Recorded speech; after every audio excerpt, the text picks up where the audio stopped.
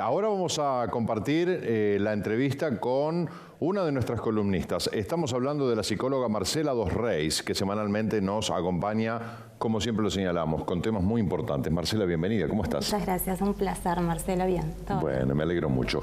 Hoy vamos a hablar de diálogo interno. Sí. Diálogo interno, eso que solo y cada uno sabe lo que significa. O sea, yo no puedo saber de tu diálogo, ni vos del mío, ni nadie del de nadie, porque son diálogos internos. ¿De qué se trata? Todos dialogamos, como tú decís, con nosotros mismos. Se calcula que las personas, que el ser humano tiene 60.000 pensamientos por día, ¿sí?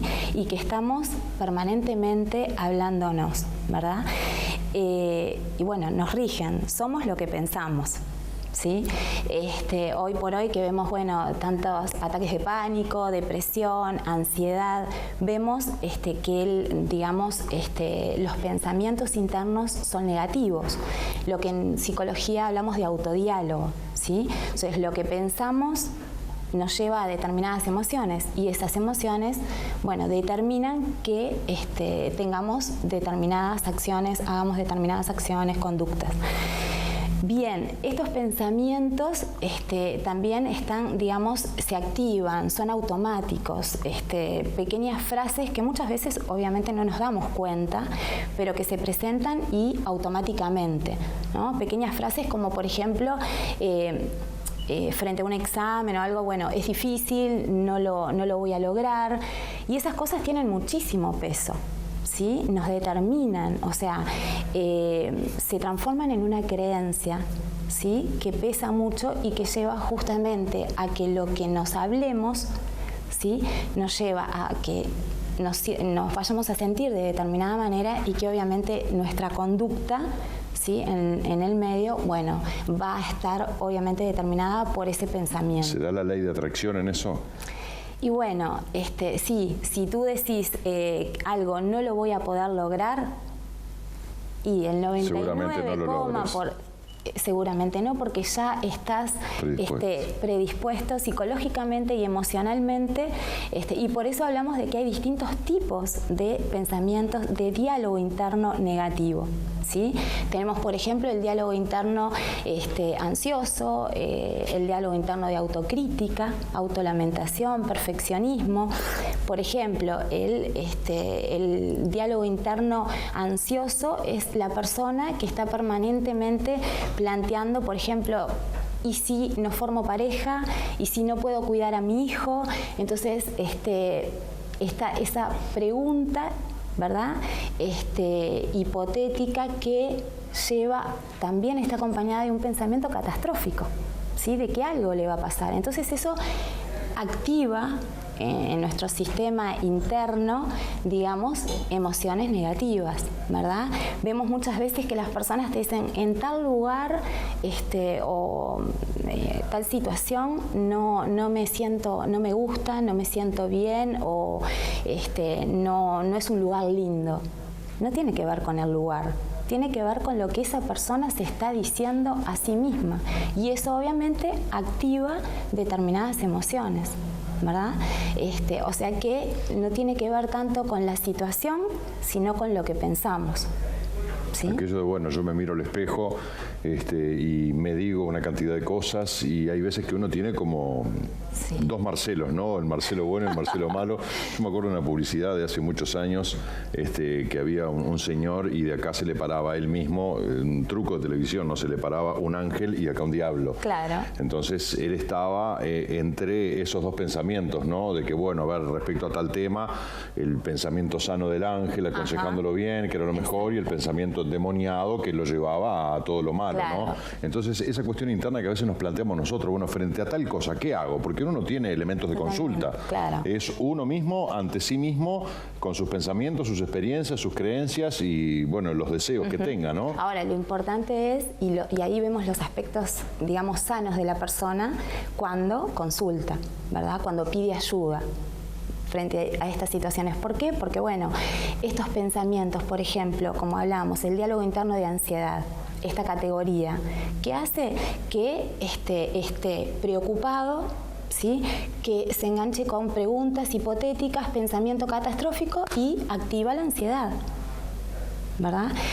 Y no olvidemos la ansiedad, bueno, el peso que tiene a nivel de lo que es el estrés, ¿sí? Que es la plataforma de todas las patologías, y que el pensamiento tiene un peso fundamental, porque es lo que hace que, bueno, esos pensamientos van a ser negativos, por eso el estrés, ¿verdad? El distrés, como hablábamos varios programas antes. Bueno, después tenemos lo que es el diálogo interno de autocrítica, que esto, digo, lo vemos muy seguido, ¿no? Y que tiene que ver con esa voz que en algún momento estuvo afuera, ¿sí? Con esos papás, con esos abuelos, con ese maestro que dijo algo y esa persona lo interiorizó, lo internalizó. Entonces esa voz que en algún momento o en determinadas etapas de la vida estuvo afuera, pasa a estar adentro, y ya no necesita de ese otro para recibir digamos, palabras y que le generen pensamientos negativos. Pero ese diálogo interno autocrítico puede ser demasiado exigente, puede ser destructivo, porque soy tan autocrítico, claro, que ya me paso la raya y estoy pidiendo, claro, la excelencia o la perfección. Bueno, ahí entras en lo que es, y que lo vemos más en las mujeres, el pensamiento, o sea, el autodiálogo, ¿sí?, negativo de perfeccionismo, ¿tá? Donde la persona siempre está, bueno, me podría haber salido mejor, sí, aunque le haya salido bien. Aunque le haya salido bien, claro, es que tiene la vara tan alta, un nivel de exigencia que va acompañado también de la frustración. ¿Sí? Entonces, cuán importante es el poder pensarnos, qué nos estamos diciendo, ¿sí? Si tenemos pensamientos positivos hacia nosotros, cuán importantes son, porque digo, realmente cómo lo que pensamos nos lleva a sentir determinadas cosas, ¿verdad? A determinados sentimientos, y los sentimientos, acciones. Y si cambiamos los pensamientos, cambiamos nuestras emociones, por ende las acciones, y por ende cambiamos nuestra manera de vivir. ¿Cómo cambio los pensamientos? Y obviamente hay un trabajo, porque se viene, suponete, ¿no? Un paciente, una persona, 20 años, bueno, 20 años funcionando de determinada manera. Lleva un proceso que sería como desprogramar, ¿verdad? O que en cognitivo-conductual hablamos de digamos, conductas o aprendizajes, más bien aprendizajes desafortunados. Entonces hay que desandar ese camino para poder, y lo primero es poner en un plano consciente. En la medida que vos te podés pensar, lo podés poner en un plano consciente, bueno, ya ahí es un gran paso también, ¿no? ¿Todo esto se puede lograr sin ayuda profesional, sin terapia? ¿Lo puedo hacer yo solo? Es complicado, parecería que es difícil, ¿no? Sí, no es, puede parecer tal vez fácil dialogando parece muy fácil, pero en realidad llevarlo a la práctica. Y sí, porque tú funcionás, ya tenés pensás de determinada manera, y bueno, y esa voz interior, claro, es un poco lo que te decía que pasa con el diálogo interno de autocrítica, claro, ¿no? Cuando de pequeño tus padres, tus abuelos, tus maestros te transmitieron algo, cómo eso lo interiorizás, y bueno, después esa voz pasa a estar dentro tuyo. Entonces, digo, cuán importante es poder darnos cuenta cómo son nuestros pensamientos, qué calidad tienen. Y buscando la calidad de nuestros pensamientos, pero qué importante que es ese diálogo interno, ¿no? ¿Sí? Muchas veces uno medita consigo mismo, de pronto analiza una decisión que está por tomar o que ya tomó y la revé y la piensa distinto, o iba a tener una reacción y de pronto con ese diálogo interno logra calmarse, logra comprender, logra, no sé, tolerar, tomarse el tiempo para madurar una situación, una decisión, una respuesta, lo que sea. Entonces, muchas veces es una herramienta importante. Bueno, recurramos a ese diálogo interno, ¿no? Claro. Sí, sin duda, por supuesto. Y estar atentos a cómo es ese diálogo, ¿no? Claro. El mensaje que nos enviamos a nosotros mismos, ¿tá? Porque esos pensamientos se vuelven creencias. Y esas creencias son paradigmas mentales, que va a ser como tú funciones, como tú pienses y por ende como funciones. Muy interesante. Yo voy a hablar un poquito conmigo a ver con qué me encuentro. Gracias, Marcela. Un gusto, un placer. Gracias, igualmente. Siempre.